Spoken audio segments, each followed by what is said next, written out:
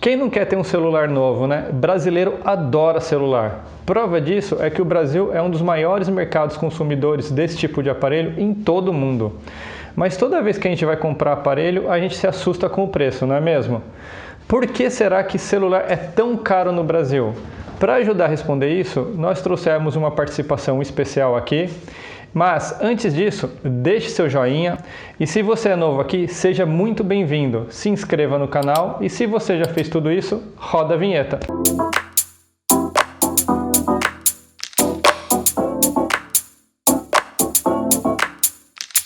Gente, não tá fácil para ninguém esse ano, né? É dólar nas alturas, é esse vírus, é essa crise danada. Mas se você for parar para pensar, celular no Brasil sempre foi caro, não é mesmo? A gente sabe que imposto, custo de importação, custo da mão de obra, transporte, tudo isso atrapalha. Mas atrapalha quanto será para ser tão caro aqui? Porque um tempo atrás a gente fez um vídeo aqui sobre por que carro é tão caro no Brasil. E a gente vai tomar como base esse mesmo tipo de cálculo que a gente fez. Então vamos lá. Um iPhone 11 Pro de 6,5 polegadas custa nos Estados Unidos $1.099.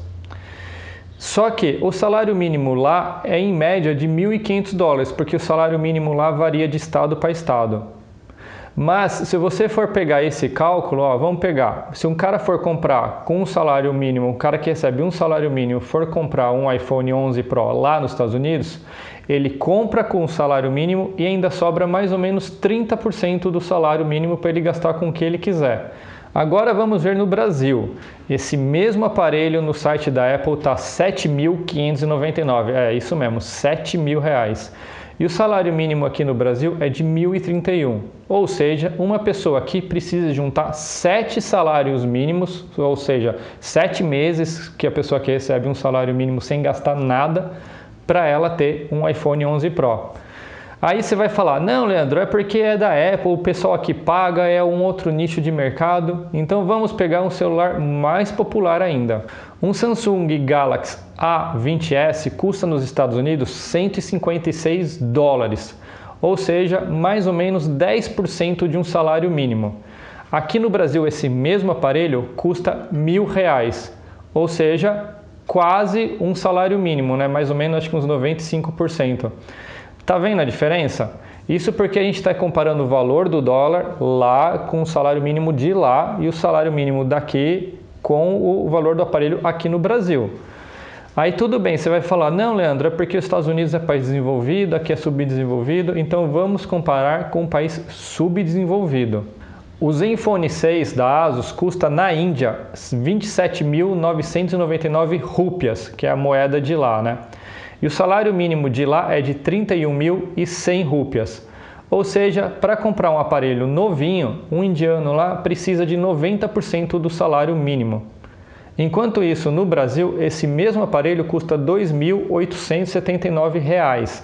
Calculando aqui, dá mais ou menos 2,8 salários mínimos para a pessoa comprar o mesmo aparelho. Você está notando a diferença?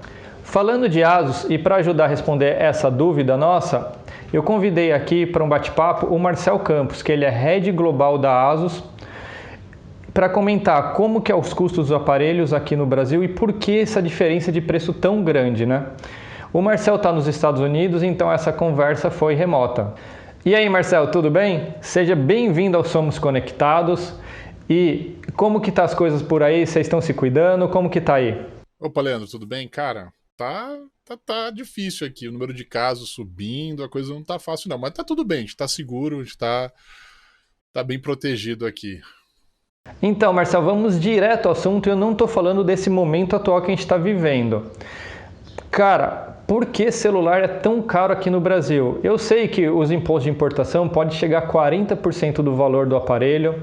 Tem também o custo de transporte, que transporte no Brasil sempre foi um problema. Uma das coisas que muita gente não sabe é que o Brasil é um dos únicos países do mundo que praticamente obriga os fabricantes de celular a montar o aparelho dentro do país, para teoricamente reduzir imposto, o que não se justifica no preço final, né? Porque se você for pegar a maioria dos países que importam da China, o preço do celular é mais barato. E Marcelo, você pode ajudar a gente a explicar por que celular no Brasil custa tão caro se a gente comparar assim com o salário mínimo? Não é só o fato do Brasil ser um dos poucos países que exige fabricação local. Talvez seja o único que exige, na verdade, um tipo de fabricação local que é muito específico, que é o CKD. Existem dois tipos de fabricação local no mundo, tá? Que são mais conhecidos para as regras que os países colocam. Um se chama SKD, o outro se chama CKD. SKD é Semi-Knockdown. Semi-Knockdown quer dizer que as partes já existem prontas. Você só faz a montagem. Complete Knockdown, que é o CKD, quer dizer que você vai ter que imprimir as placas ou fazer algum outro tipo de trabalho, que aí sim você vai ter que pegar e colocar um pouco mais de não pesquisa e desenvolvimento, mas de trabalho e maquinário mais avançado dentro do país. Tá? Então você tem que imprimir a placa-mãe, tem que fazer encapsulamento da memória. Tá? O CKD vai nessa direção. Uma coisa, e assim, tudo tem que estar desmontado, então tudo vai ser montado aqui. É um bom exemplo de CKD. SKD, no CKD se exige que a tela venha toda desmontada. Né? O que é a tela toda desmontada? A board não está na board da tela, a tela tem uma pequena board, ela não está junto com a tela, os cabos não estão conectados, a tela não está junto com o frame dela e o hinge, que seria o lugar onde ela prende. Então, no SKD isso já vem pronto, você só encaixa ali, passa o fio e acabou. No CKD não, isso vem tudo separado, tem que ser feita a montagem. Então, esse tipo de coisa é muito complexa, tá? De como o Brasil pede e empurra todo mundo, sabe? Então, o problema que eu acho que a gente tem é que ainda a gente tem o PPB, que é o processo produtivo básico, que empurra a gente para ter ainda por cima peças fabricadas no Brasil. E essas peças acabam sendo mais caras do que se a gente importasse ela. Só que aí a legislação obriga a gente a comprar essas peças que são feitas no Brasil. Memória tem que ser feita no Brasil, armazenamento tem que ser feito no Brasil, sabe? Algumas outras peças não precisam. Carregador tem que ser feito no Brasil, sabe? Então, essas coisas são mais complexas, essas coisas acabam encarecendo ainda mais o produto, além de tudo que a gente já conhece, né?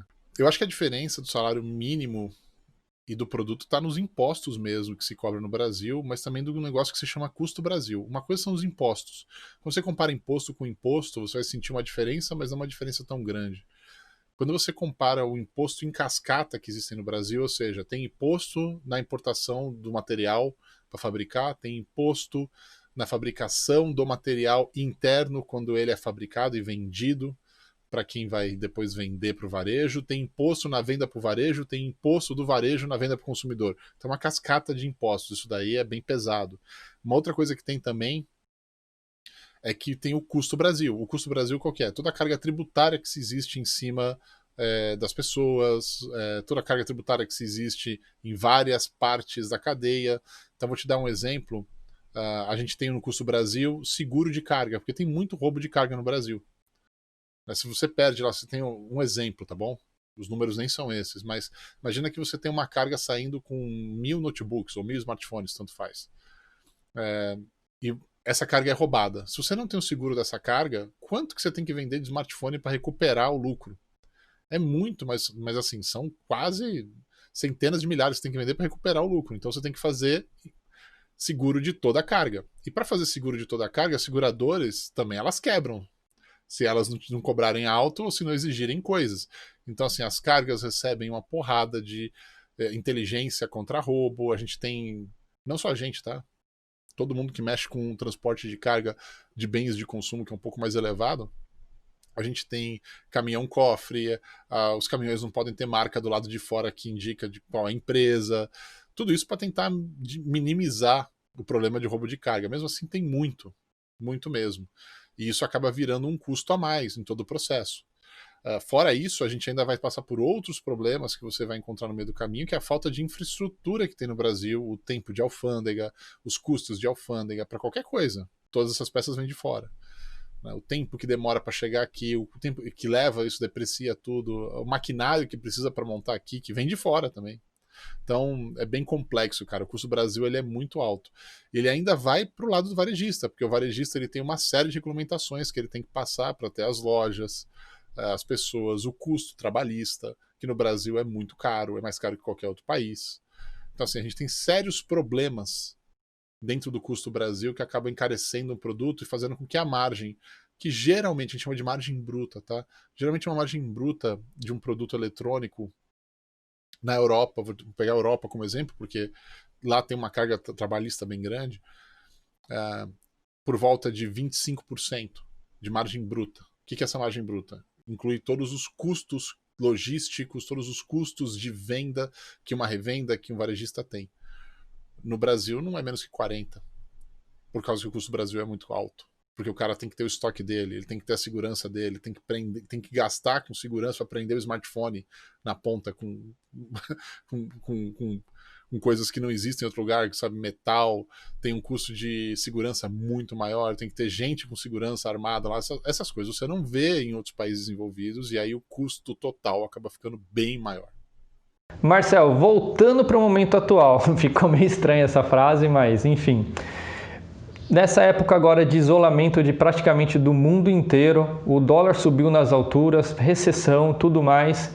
A gente está vendo agora que alguns celulares que vêm importados da China chegou no Brasil com preço muito alto no seu lançamento.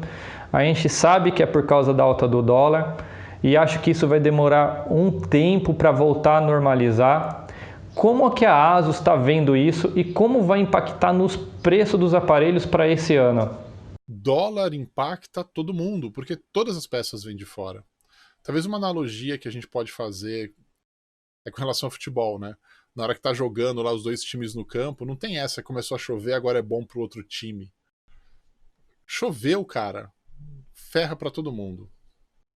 Dólar aumentou, ferra para todo mundo. Quem tem mais produtos em estoque que não estava conseguindo vender, está estocado com produto em dólar antigo. Então ele vai ter um tempo aí. Se ele tiver um mês de estoque, 2 meses de estoque, ele consegue praticar o preço de dólar antigo em produtos que já estavam prontos, manufaturados, que foram todos internalizados com dólar antigo.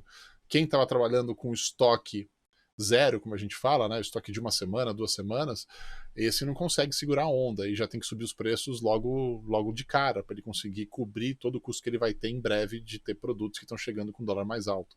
Dólar aumenta o preço de eletrônicos, de bens de consumo para todo mundo porque a gente tem insumos que vêm de fora e que o preço deles são em dólar. Então não tem como escapar, infelizmente.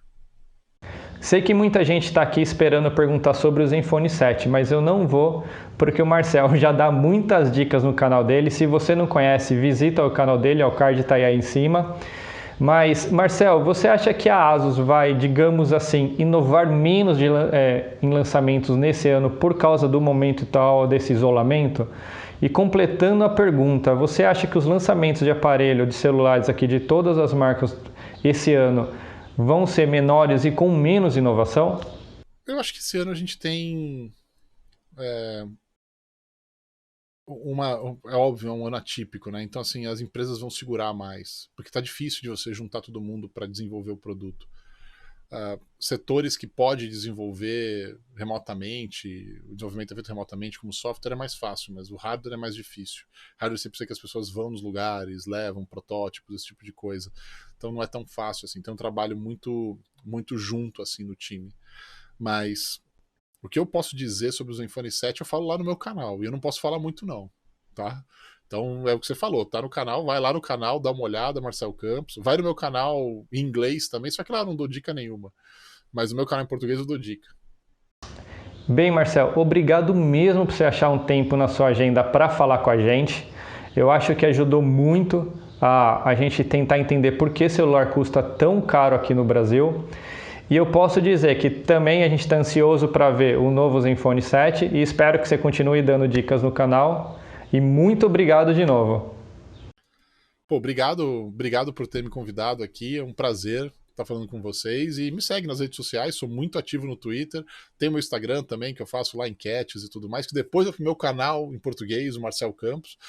E procura por The Gamer Changer, se você quer se informar em inglês, que aí é um canal em inglês, um projeto novo que eu estou fazendo, que fala de games, mas de uma maneira mais adulta. Tá bom? Obrigado, Leandro. Galerinha, espero que vocês tenham gostado desse bate-papo. Eu sei que foi meio rápido, mas enfim, a gente queria entender por que celular custa tão caro no Brasil. E, gente, para a gente pagar menos imposto para tudo, só tem um jeito: pegar no pé dos políticos. Mande e-mail para o seu político, para quem você votou. Tente reclamar, reclame nas redes sociais, porque só assim a gente vai conseguir mudar as coisas. Porque se depender só de fabricante e de tudo mais, não vai dar certo. A população precisa se ajudar também. E espero vocês para o próximo vídeo. Valeu e aquele abraço!